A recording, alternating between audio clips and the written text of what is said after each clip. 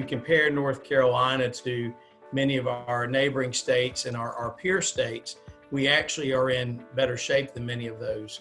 We had budgeted very wisely these last few years, set aside money for tough times that we knew would come, structured our funding so that we did not overspend, did not build in structural deficits. And as a result, we are in about as good a position as a state can be to deal with this.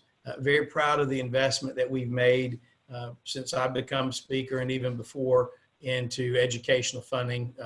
Certainly would like to see us even do more on the salary range, particularly at our colleges and universities.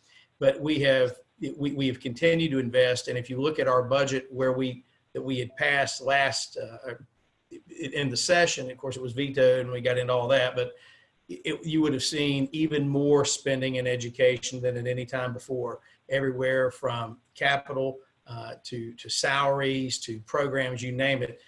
Really recorded spending that drew a lot of praise from a number of angles.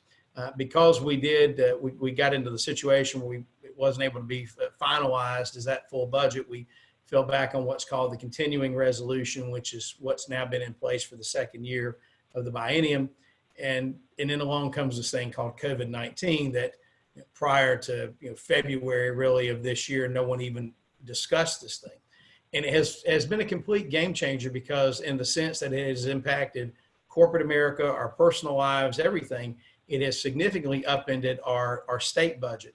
And so we're looking at a deficit, a debt built in there, a deficit of around $5 to $6 billion, depending on the way you look at it. Now that's out of a $24 billion budget.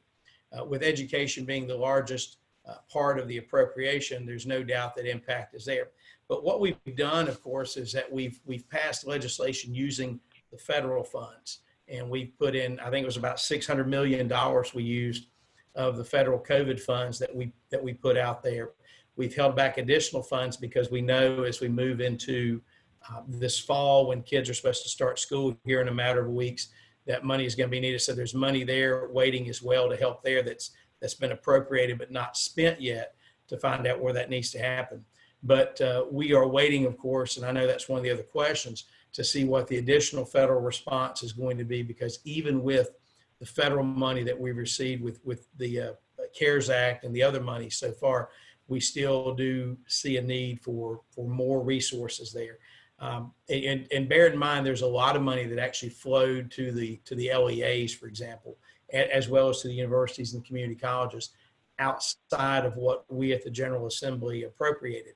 But we're still working through this. I mean, the challenge, just like the challenge about when kids start back school, what's college going to look like this fall, is really to seeing how long this thing plays out. Do we get a vaccine sooner rather than later? Does the spread at some point flame out through some sort of herd immunity? But frankly, a lot of it is unknown.